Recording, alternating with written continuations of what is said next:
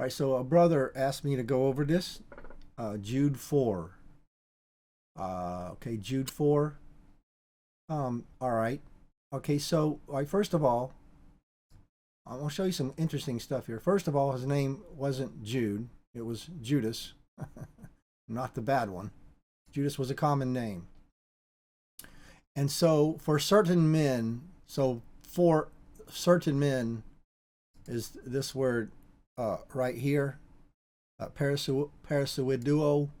That's a construction of like three Greek words: para, which means like beside, and like in the Greek word like in or ace, into. Okay. And duno, which is like into. So like they came along and embedded themselves. Okay, came along and embedded themselves. It says certain tenes anthropon. And now this Greek word right there. It's an indefinite pronoun. It's what's called an enclitic. An enclitic indefinite. Enclitic indefinite means it's tied to this word right here. It's like tied to that word. So it's certain people, not certain people. That's what it means. Certain people who palea. Now that word palea is translated long ago. That word palea comes from the Greek word palin, which means again. But if it's again, it's spelled palin, I-N. This is like again and again and again and again and again. You know, like it's almost never ending.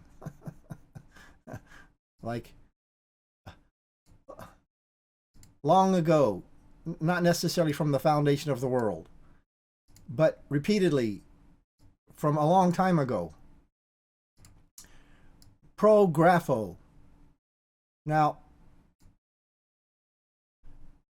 that's from the word pros, or pre, before, grapho, graphenoi. So that's pre-written. That means it's pre-decided. That they're doing it again and again. It's pre-decided from a long time ago, from when they started doing it, whenever it was. Pre-written. These people are pre-decided into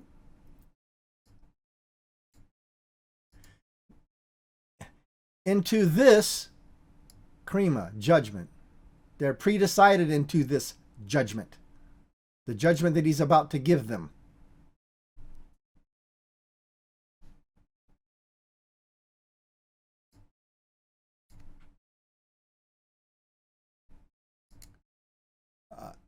And this judgment is asabais.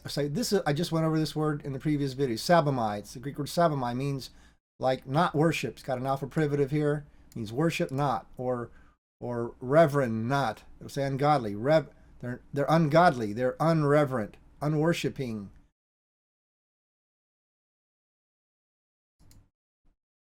Unworshipping the God of us. Grace, changing. Changing grace. Tithame, meta. That's the Greek word tithame and meta. Tithame means to place different, place change. Changing grace.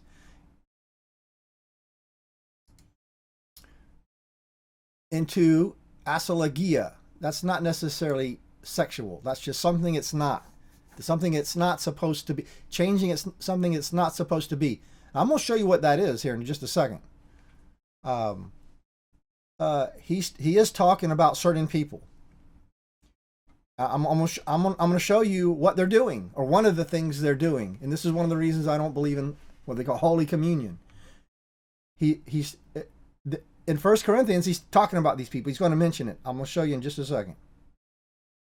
So they change grace into something different. and the mono, the mono despot, despotes. So I tell people that God is a despot, because that's where we get the word despot. It's right there. The Lord and Master. God, Lord and Master. Jesus Christus. And Lord of us. Jesus Christus. Arneomai. Deny. So they come in. They've come in and they've embedded themselves. And they are pre-written from a long time ago. This condemnation that he's given them, that they're ungodly, and they deny Christ. They're not part of them. Now, we'll show you something. Who are these people? They're mentioned somewhere else in the Bible. Right here. And he gives this long condemnation of them. These are spots in your feast of charity, agapeio, agape feast.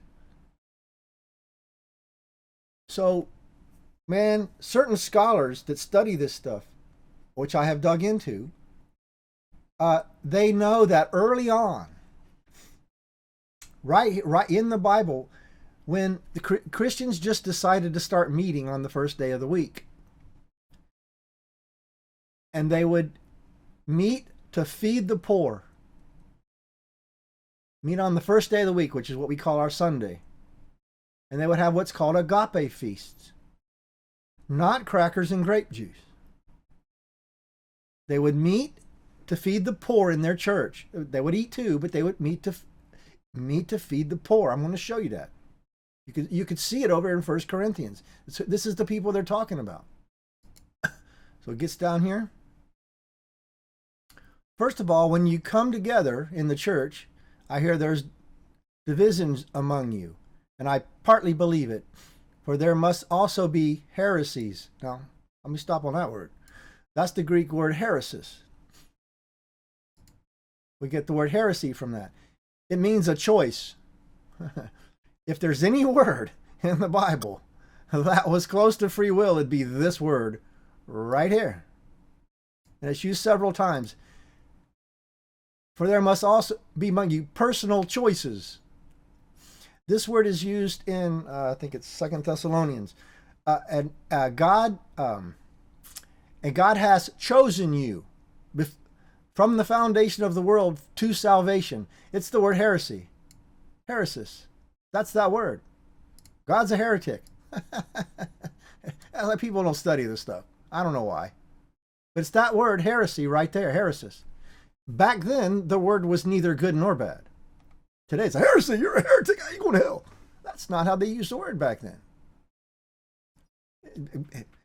God chose you from the foundation of the word. That's the word heresy. Heresis. Herio.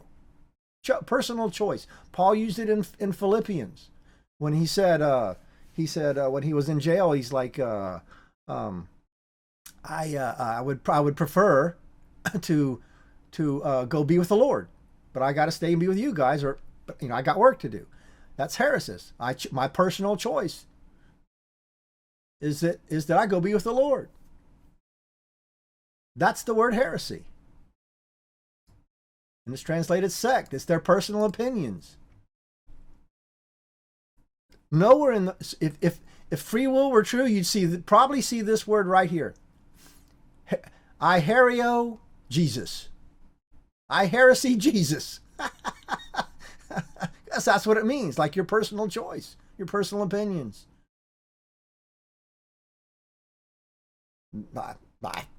Just look them up. Anybody can look them up and read it every time. That's the word heresy. It was used in connection with God, He choosing. God has a free will. God chooses us. It never says we heresy God or herio Jesus. Never. It's always used in a personal opinion. Like here, their personal stuff. All right.